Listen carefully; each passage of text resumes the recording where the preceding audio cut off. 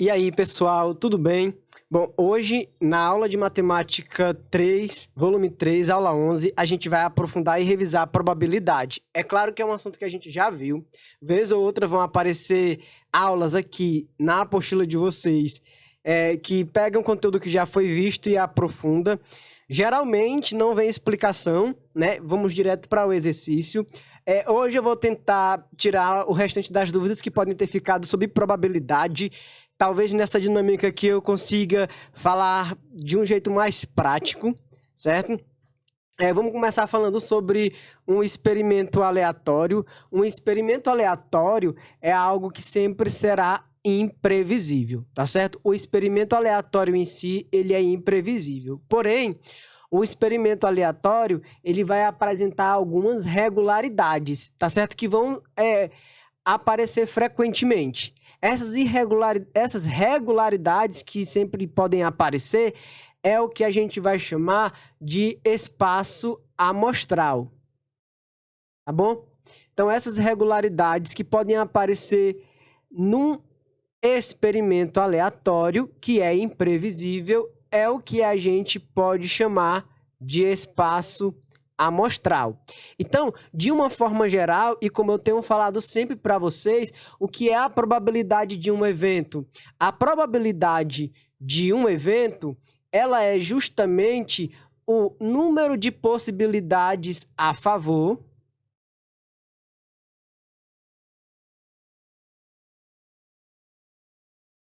sobre o total de possibilidades.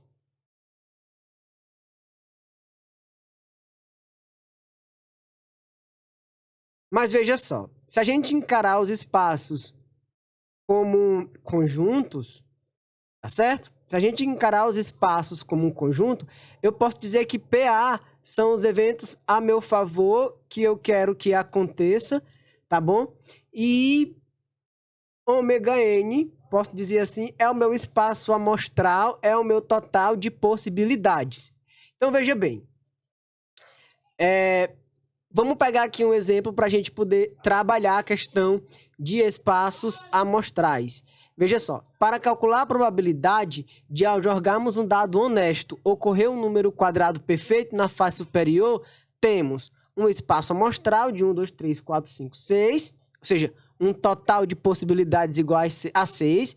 E os eventos que eu tenho aqui, que são quadrados perfeitos, é se a face para cima for o número 1 ou for o número 4. Então, as possibilidades a meu favor, o meu PA aqui nesse caso, o P de A aqui nesse caso, é justamente o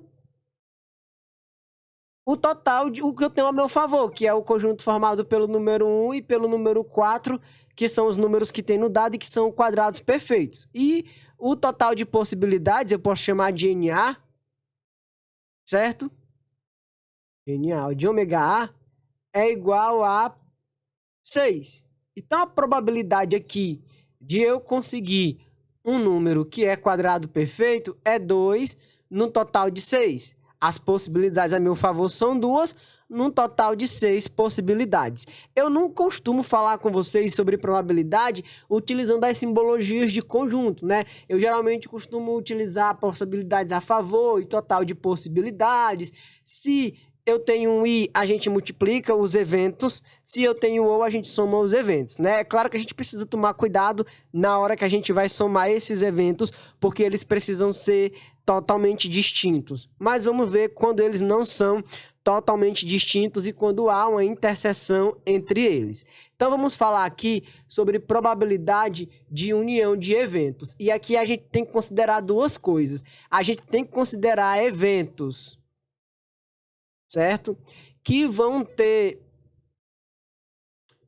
espaços que vão ter evento em comum, certo? Conjuntos que vão ter valores em comum, ou seja, a gente pode considerar espaços que possuem eventos em comum. Não está querendo ajeitar a bolinha, né?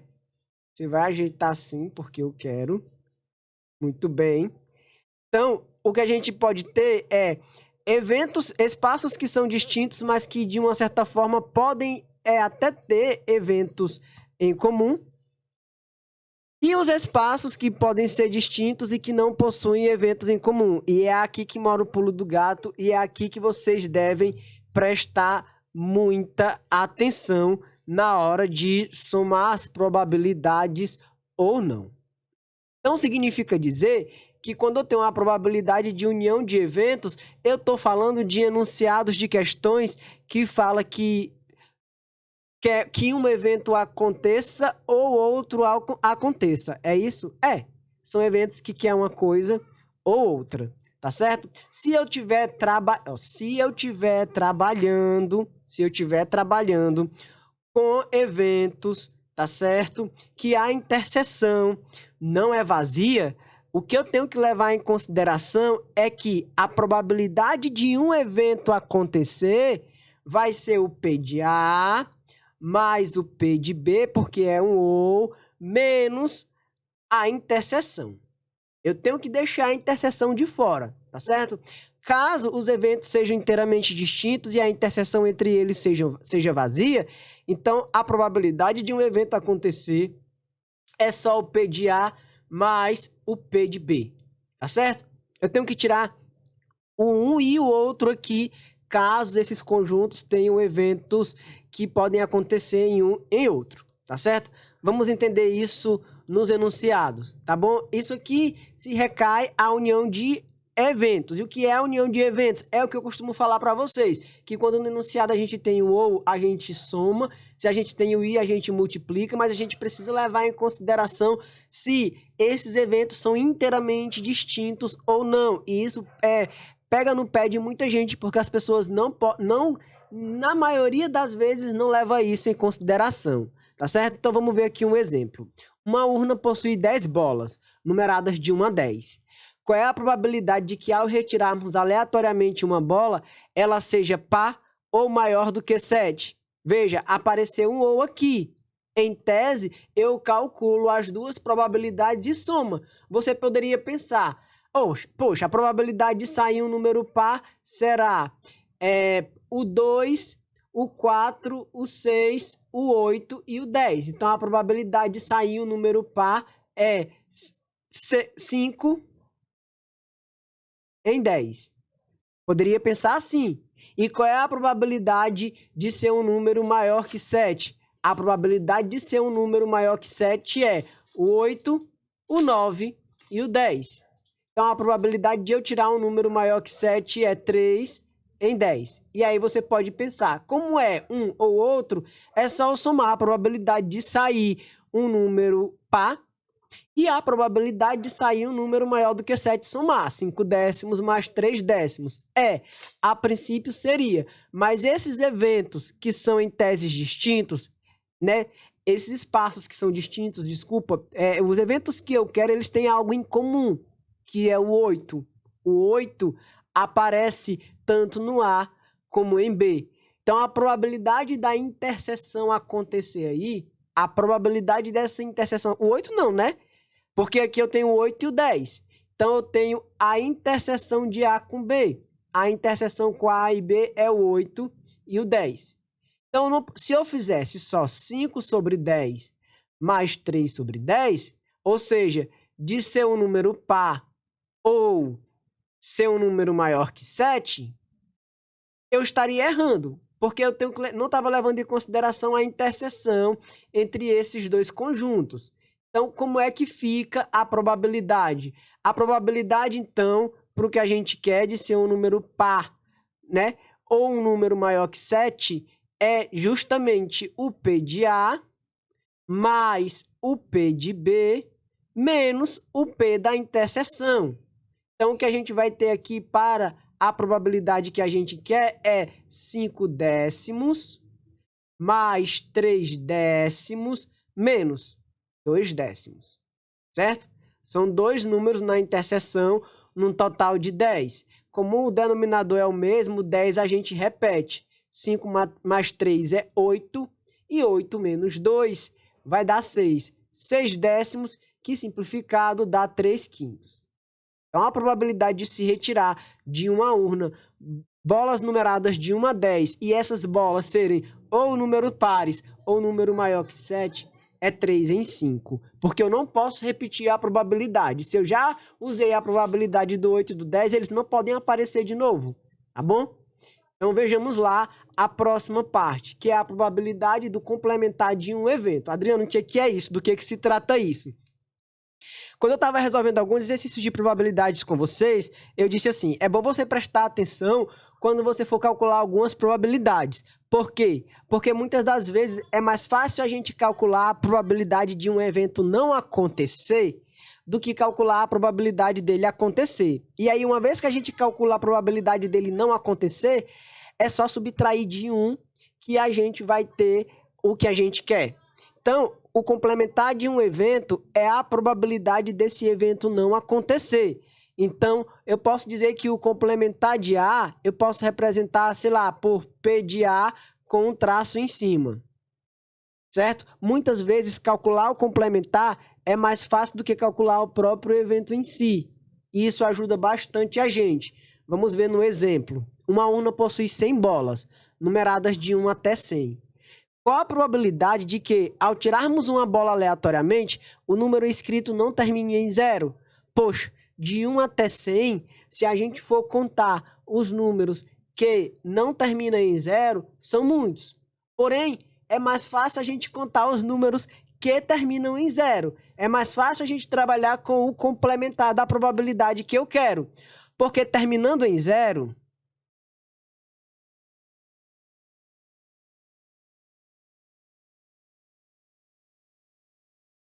o que é que eu tenho? Eu tenho 10, o 20, 30, 40, 50, 60, 70, 80, 90 e 100. Eu tenho quantos números que terminam em 0? Eu tenho 10 números que terminam em 0. Eu quero a probabilidade de eu retirar um número e esse número não termine em 0.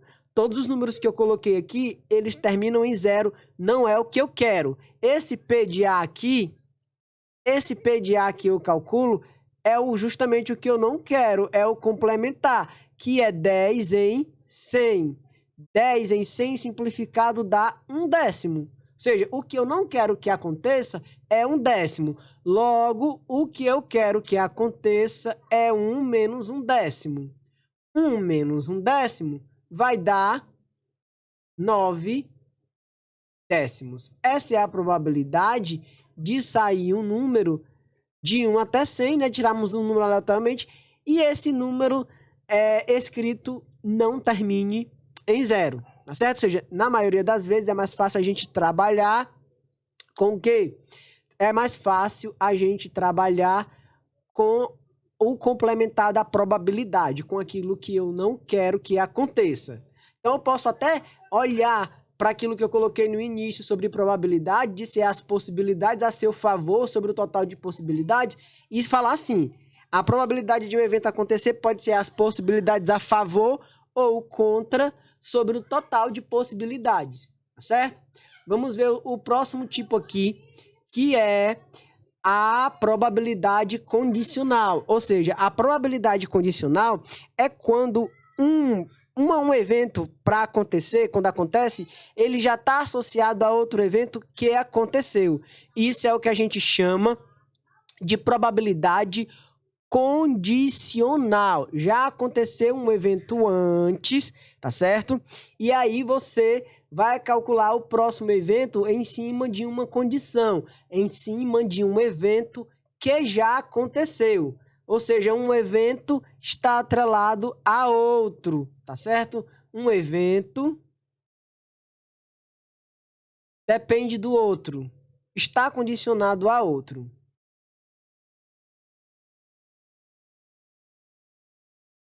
Certo? Que já aconteceu.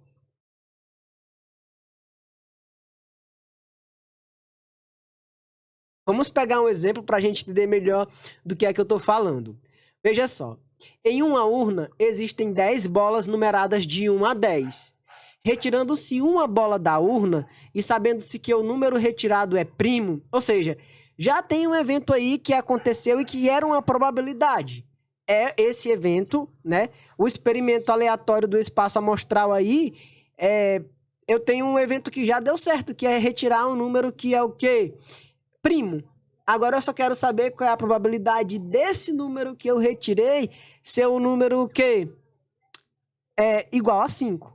Então, se eu quisesse saber qual é a probabilidade de eu retirar o número 5, se eu quisesse saber qual é a probabilidade de retirar um 5, eu teria 5 em 10. 5 em 10, ó. Eu teria 1 em 10, tá certo? Só tem um número 5, de 1 até 10, em 10. Só que essa minha probabilidade não pode ser feita assim, porque ele colocou uma condição. Já foi retirada uma bola, e dessas bolas que foram retiradas, que é um número primo, eu quero saber a probabilidade de ser quem? Quero saber a probabilidade de ser um 5. Ou seja, o meu espaço mudou aqui. Eu sei que o meu espaço amostral da bola que foi retirada, que é um número primo, pode ser o 3, pode ser o 2, né? Porque 2 também é primo. Pode ser o 2, pode ser o 3, pode ser o 5 e pode ser o 7. Se eu já retirei uma bola, pode ser uma dessas. Então, esse é o meu novo espaço amostral. E desse meu novo espaço amostral, o que é que eu tenho? Eu tenho, então, 5 num total de quantas possibilidades? 1, 2, 3, 4. 5 de novo. Eu tenho 1, que é o 5. Desculpa. Eu tenho quantas possibilidades? Uma, que é o 5, dentro desse novo espaço amostral. No total de quanto? No total de 4. Tá certo? Esse é o meu espaço amostral. Tá bom? Essa é a nossa resposta. 1 em 4, não 1 em 10. Adriano, qual era o outro jeito de eu trabalhar com isso daqui? O outro jeito de trabalhar com isso daqui era a gente pegar a probabilidade de se retirar um número primo. Aí a probabilidade de se retirar um número primo é que seria 4 em 10. E a probabilidade de se retirar um número 5 é 1 em 10. Ou seja, a gente poderia escrever também a probabilidade dessa forma. 4, 1 em 10 sobre 4 em 10. 1 em 10 sobre 4 em 10, cancela 10 com 10, vai dar 1 em 4. A gente faz isso quando a gente tem uma condição. A gente coloca a probabilidade desse evento acontecer sobre o meu espaço amostral, sendo a condição que já aconteceu, que é 4 e 10. É uma probabilidade sobre a outra, tá certo? Eu prefiro trabalhar num novo espaço amostral, geralmente mais interessante. Uma probabilidade condicional, porque um evento anterior já aconteceu e eu vou trabalhar a minha probabilidade em cima desse evento, certo? E agora eu vou falar das probabilidades da interseção. E aí a probabilidade da interseção está associada ao i, certo? Que é a multiplicação. A gente pega os eventos e multiplica. Não é nenhuma novidade para vocês. Se eu tenho a probabilidade de um evento A acontecer, a probabilidade do evento, e eu tenho um evento B, a probabilidade de acontecer um e também acontecer o outro, deve ser multiplicado. Então, é como se eu tivesse o conjunto A e tivesse o conjunto... Eu nem queria que ele ajeitasse as bolinhas, né? É como se eu tivesse o conjunto A e tivesse o conjunto B, tá bom? E aí, eu quisesse a probabilidade de acontecer aqui, ó, na interseção. Aqui eu não preciso me preocupar com nada. Eu pego as probabilidades e multiplico. É claro, considerando sempre que quando a gente faz isso, o nosso espaço total, a nossa possibilidade total que vai ficar embaixo, vai mudar, tá certo? Caso, por exemplo, numa urna não haja reposição. Vejamos o exemplo. Uma urna contém 4 bolas brancas e 6 bolas pretas. Então, o meu total de possibilidades, o meu espaço amostral é 6 mais 4 igual a 10 bolas. Certo? Sacam-se sucessivamente e sem reposição 2 bolas dessa urna. Determine a probabilidade de ambas serem brancas. Ou seja, eu quero tirar a primeira bola e ela precisa ser branca. Eu quero tirar a segunda bola e eu também quero que ela seja branca. O nosso P de A aqui é o quê? O nosso P de A é justamente quantas bolas brancas eu tenho logo de início? 4. No total de quantas bolas? 10. Vou para a próxima retirada, para o próximo evento. Quantas bolas brancas eu vou ter? 3, porque não pode ocorrer reposição. No total de quantas bolas? 9, porque eu não coloquei a bola de volta. Se eu retirei, não tenho mais o mesmo total de bola. Então, P de A vezes P de B é 4 décimos vezes 3 nonos. Vai dar 12 90avos. Claro que a gente pode simplificar. A gente pode dividir, por exemplo, por 3 e por 3, que vai dar 4 30avos. Por 2 e por 2, 2 15avos. Essa é a probabilidade de sucessivamente, seguidamente, a gente retirar 2 bolas brancas, tá certo? Não ocorrendo reposição. Então, a gente acaba essa aula por aqui, tá certo? A explicação sobre probabilidade e as diferentes probabilidades condicionais, complementares, união, interseção, que está associada ao que eu expliquei antes para vocês, claro, explicando sem os conjuntos. Muita atenção para esse conteúdo é importantíssimo. Essa apostila 3, ela é muito importante porque uma boa parte do conteúdo que está nela é de conteúdos que caem que compõem a maior parte da prova do Enem, tá certo, pessoal? Então vamos para a próxima aula de matemática 4, tá certo? Aula 11 de matemática 4. Até o próximo vídeo.